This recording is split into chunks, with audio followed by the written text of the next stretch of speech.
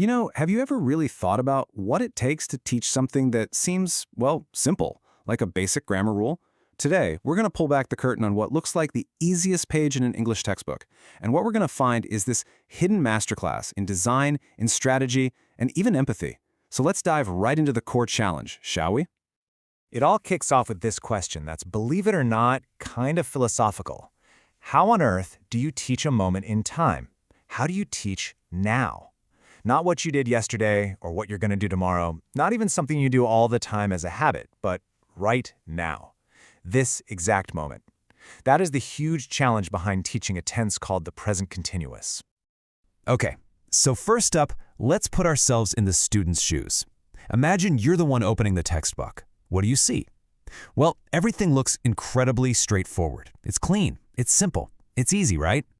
So the student gets this super clear, simple formula.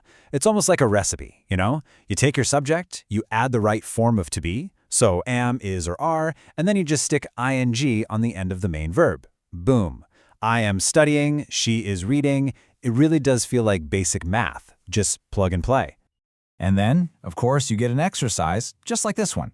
A simple fill in the blank. I mean, it seems almost impossible to get wrong, doesn't it? You just take that formula you learned a second ago and apply it. So from where the student is sitting, the path forward looks crystal clear. But, and this is a big but, that simplicity, it's all an illusion. Okay, this is where things get really interesting. Because behind that one single, simple page for the student, there's an entire strategic playbook for the teacher. This is where that hidden architecture we've been talking about is buried. So let's peel back the curtain, take a look at the real strategy that's going on underneath it all. Now, you'd think the teacher's guide would say start with the rule, right? But it doesn't. Nope. The very first step is actually to build intuition by showing a contrast. The teacher puts two different sentences up on the board and just asks, which one of these is happening right now? See, the goal isn't for the student to just memorize a formula, it's for them to actually feel the difference. And this is where the real genius, the foresight, comes in. The teacher's playbook literally lists the exact mistakes students are probably going to make on that simple exercise we just looked at. It predicts they're going to say things like, she's studying or she is study. So the lesson plan isn't just a bunch of instructions, it's like a predictive map of all the common pitfalls. So what this shows us is that the teacher isn't just looking for the right answer. Not at all. They come armed with these laser-focused questions to find out if the student truly gets the whole concept of now. It's not about just getting the grammar right. It's about checking if the core idea has actually landed. Think of it like a diagnostic tool. Okay, so let's say the student gets the concept. Great. But we all know that just knowing a rule is a totally different thing from actually being able to use it, right? So the next phase of this hidden architecture is all about turning that knowledge into action. And the lesson does this in a really smart way. It's carefully scaffolded, almost like climbing a ladder, step by step. First, students start with passive learning, just seeing the rule. Then, they climb to the next rung, guided practice, like listening and repeating. From there, it's active practice with a partner, and then finally, they reach the top, creative, independent use, where they're writing their own sentences. Every single step builds on the one before it. This right here, this shows the hidden design perfectly. It's like an iceberg. What the student sees is just the tip, a simple instruction that says, listen to your teacher. But underneath the surface, the teacher's guide reveals the real strategy.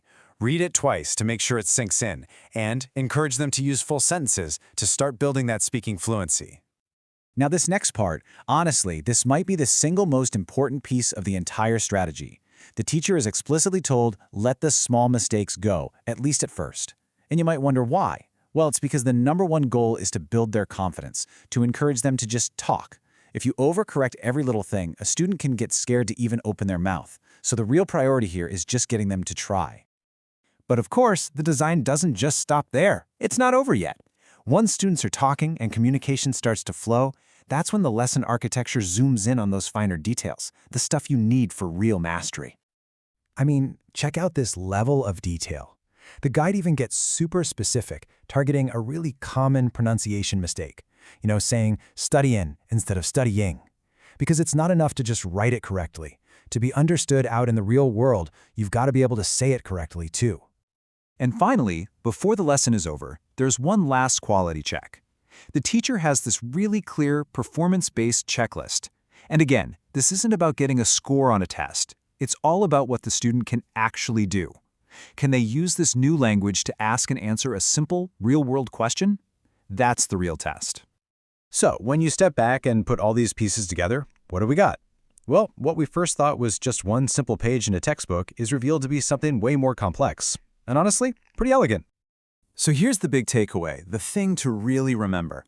What looks on the surface like a simple lesson is actually a highly engineered experience. It's a system designed with real empathy for the learner's journey. It anticipates their mistakes, it carefully builds their confidence, and it strategically guides them from just knowing something to actually doing something.